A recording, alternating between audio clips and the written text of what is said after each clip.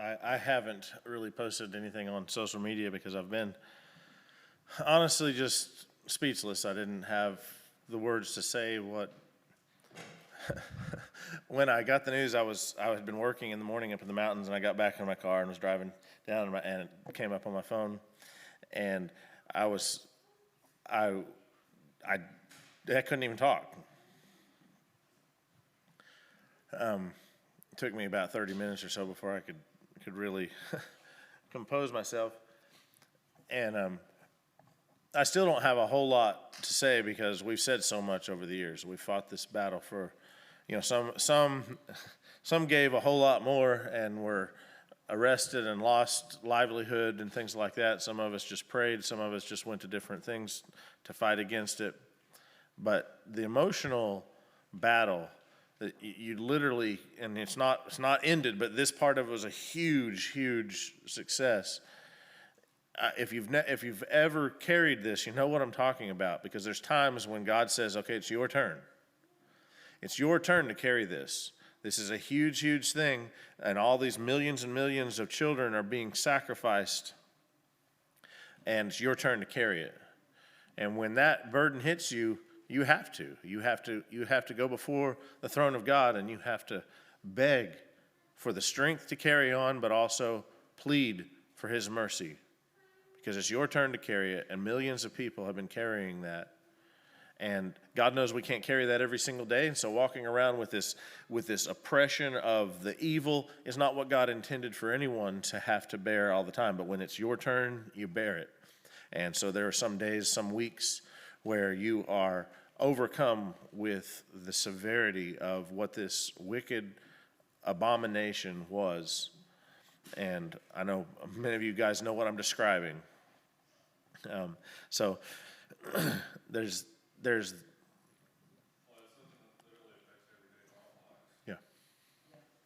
yeah. And I mean, I know hardly anybody's not been touched with it, but for those of you who don't know, our oldest sibling was aborted.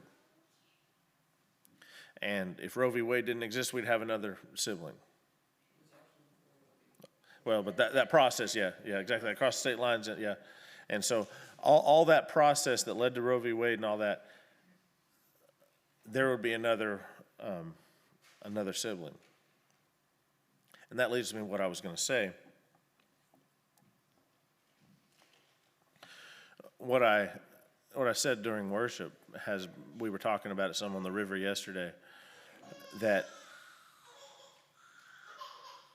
what God has done in history again and again is he has a generation, or he has a child born. And Satan has done terrible things to stop that from happening. He did it and killed so many children when Moses was born. When Jesus was born, he killed a bunch of children again. And in our day, he's been killing because he knows that it's time for the generation, for the children of God to be born. A lot of prophecy in those statements. So if you're interested, study it or talk to somebody, and we'll talk more about that. But the grace of God that I was talking about during worship, each one of these children, virtually all of them, are being born into situations that are less than optimal and sometimes very, very bad. God creates that life again and again. We know psychologically, we've studied this and read the psychological things, that women who are raped, women who are in terrible circumstances and carry the child to full term, grow into healthier people than the ones who abort. To those of us who know that it's murder and it's a terrible travesty that's being perpetrated, we understand that. But to the world, that's like, well, it's over for that person, but it's not. It creates years and years and very difficult process of overcoming. So this child that enters into the womb and is conceived during these difficult moments and these life circumstances of living in wrong choices, bad choices, and sometimes just straight up criminal evil being perpetrated. Although that is a very small minority, like the left wants us to think, well, abortion exists because of rape. It doesn't. Never has been the driving force behind it. They've just lied and manufactured this idea on people. It's not true. But those babies are intended to be the light of God. They're intended to be grace in people's lives, because I personally know countless stories of people that I know who have gotten pregnant, and even for the men too.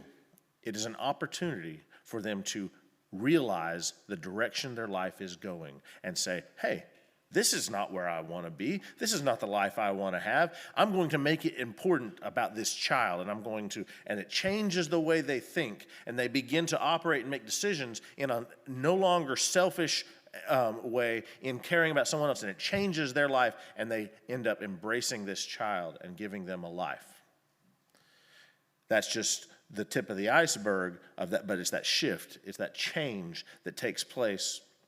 And God did not create these lives haphazardly and make these babies into, just to have a miserable life. Obviously, we know sin is even stronger than that oftentimes, and people do not become less selfish and oftentimes still destroy children's lives, and that's a other discussion, societally speaking, that has to be dealt with. But this is something that God wants to has been birthing, literally, because it's, we have ideas that are conceived in our heads and they turn into something, but this is literally a generation. These are people, and just like Moses survived and just like Jesus survived, people have survived, and God is using and calling forth that generation that was born for the last 50 years. But we are seeing the revolution of that to the fullest extent, and we can now see the grace of God begin to manifest in our society, because we can save the people of this nation, the people they're growing up in selfishness, and parents haven't been caring, and they've been raised by when I was a kid, MTV, but now it's YouTube and everything else.